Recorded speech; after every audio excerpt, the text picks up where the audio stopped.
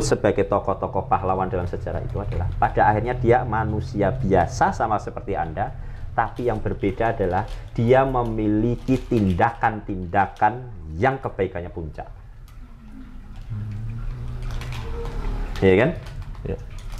Dia melakukan tindakan-tindakan. Dia orang biasa yang melakukan tindakan-tindakan yang luar biasa. Yang semua dari luar biasa itu ada memorable-nya kan. Nah, sekarang audit diri Anda. Kalau dibukukan kira-kira enak nggak? Kalau nggak enak berarti susah untuk masuk dalam buku sejarah.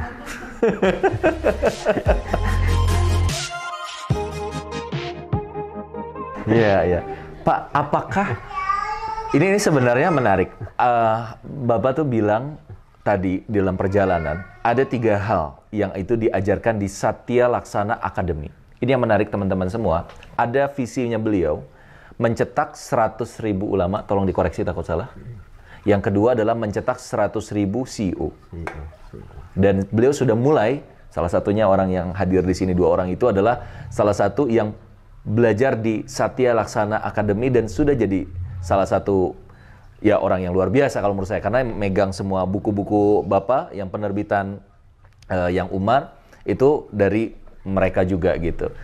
Ini yang menarik adalah nggak tanggung-tanggung cita-citanya, 100.000 dan dilakukan, dimulai gitu.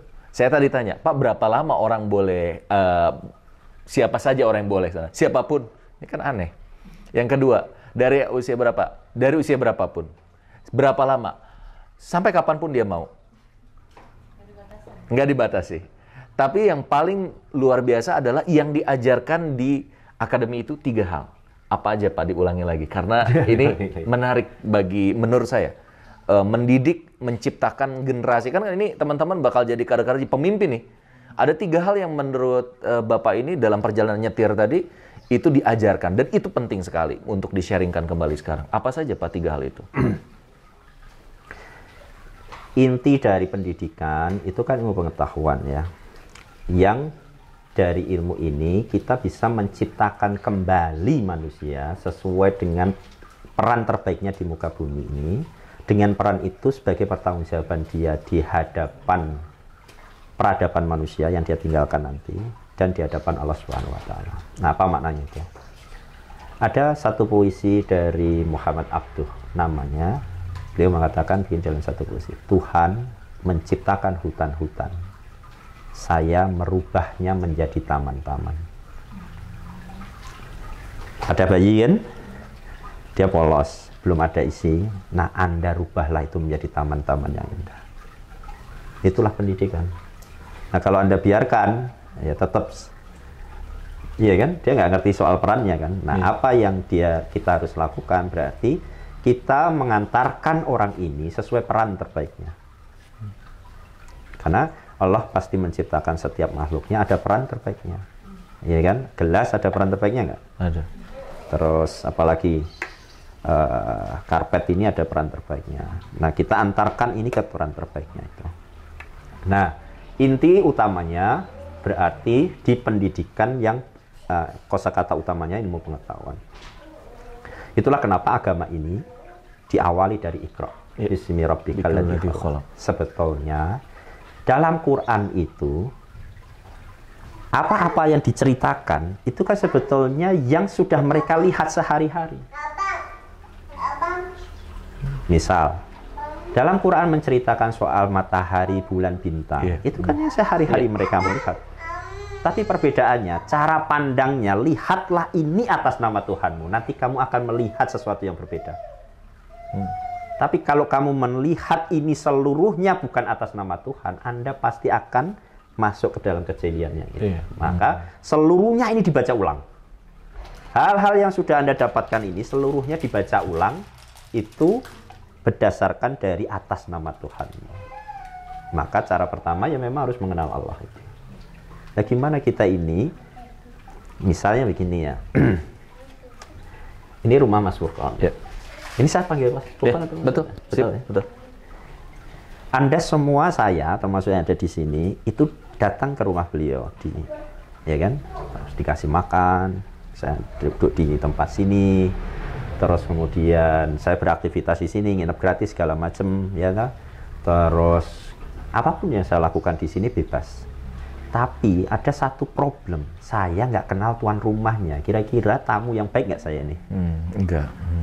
Nah, Anda ini tidur, makan, hidup semua di bumi, nggak mengenal siapa penciptanya. Kira-kira Anda tamu yang baik nggak? Enggak. Nah, pertama kali yang harus diajarkan adalah orang itu harus mendekat dengan agama, karena agama ini cara mengetahui tentang Tuhan. Maka dalam Satya Laksana yang pertama kali yang kita lakukan adalah ilmu pengetahuan yang mendekatkan orang dengan agamanya. Supaya kita jangan sampai jadi orang yang nggak kenal tuan rumahnya. Benar. Ini kan problem ya. Anda semua ini di sini aktivitas gini nggak kenal sama beliau. Siapa Anda? Gitu bahaya ya. Benar. Nah, kepada anak yang pertama kali yang harus dikenalkan yaitu, ya ini semua yang memiliki itu Allah. Nah, kita di dunia diminta untuk asyhadu alla ilaha illallah. Ya, kita menyaksikan tentang keagungan dari yang penciptaannya ini. Maka tugas utama kita ini sebenarnya sujud di muka bumi ini. Terus kemudian dari kita mengenal Allah Subhanahu wa Ta'ala itu, kita nggak akan pernah bisa hanya sekedar mengenal, karena kita pada akhirnya di dunia ini itu kan diminta sebagai khalifah. Khalifah itu adalah pengantar. Mengantar segala sesuatu kepada peran terbaiknya. Ya kan? Artinya yang kita harus lakukan adalah kita menghidup-hidupkan dunia ini supaya ada kebaikan di dalamnya.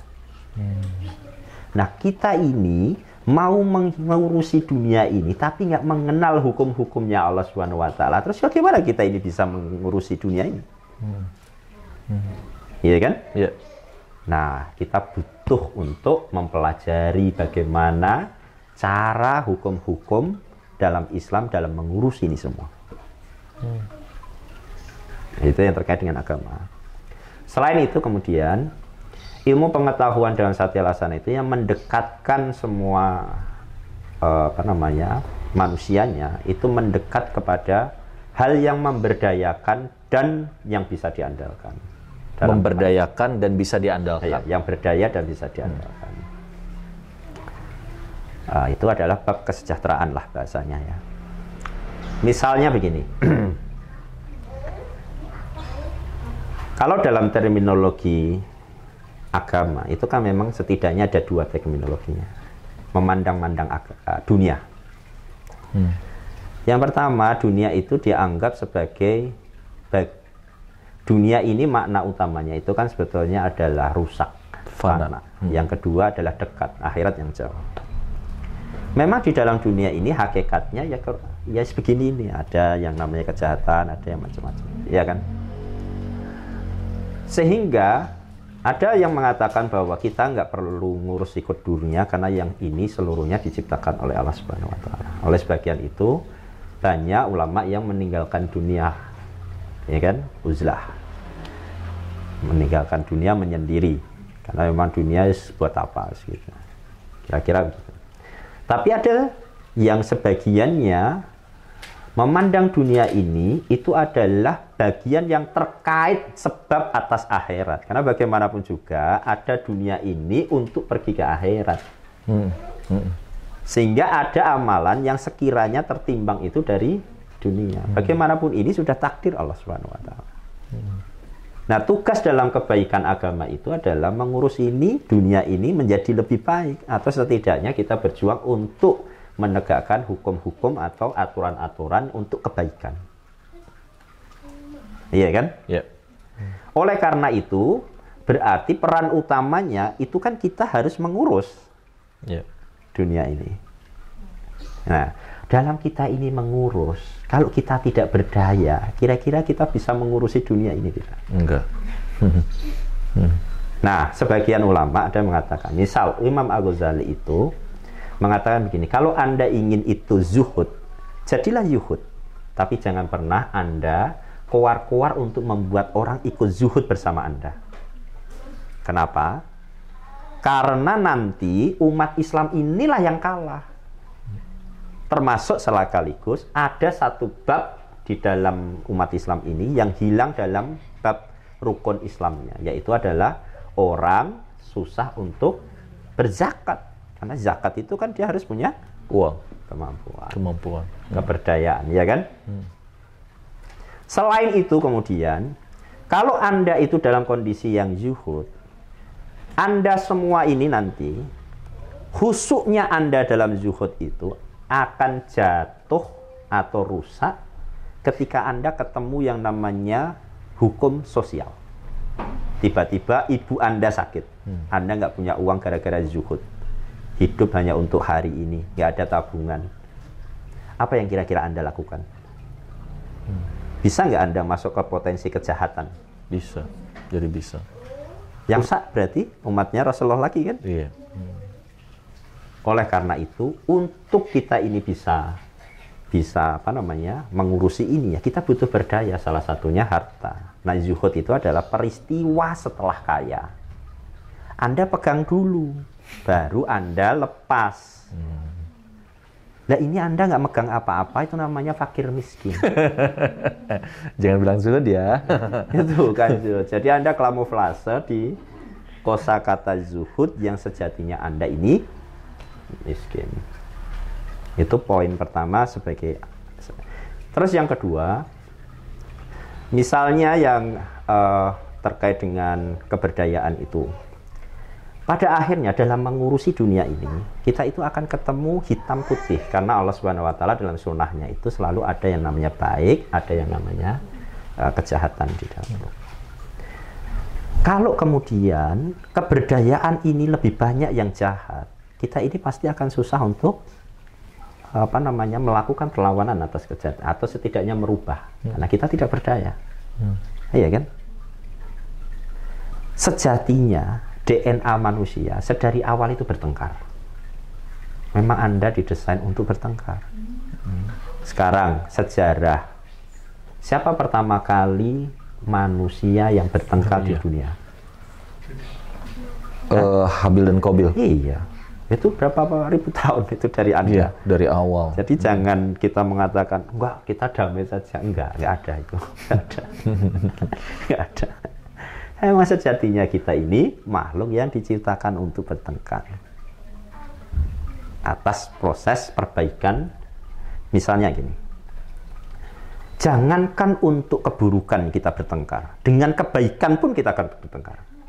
Kita ini sudah baik-baik ya, omset sekian ya, nggak bisa, kita harus naik lagi omset kita ini. Ini udah baik loh. Aduh, nih kesinggung. Nggak bisa Pak, bersyukuri saja dah.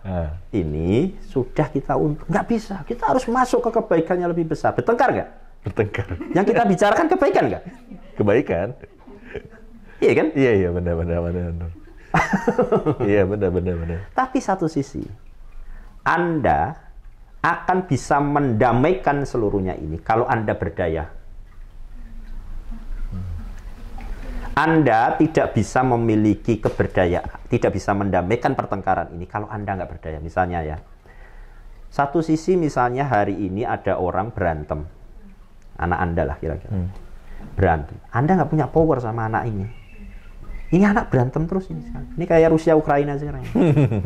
Ini kan sebenarnya perang supremasi ya. Kalau Rusia Ukraina sehingga perang saudara karena itu satu rumpun. Tapi secara tarungannya ini kan sebenarnya perang supremasi antara Rusia melawan Amerika. Betul.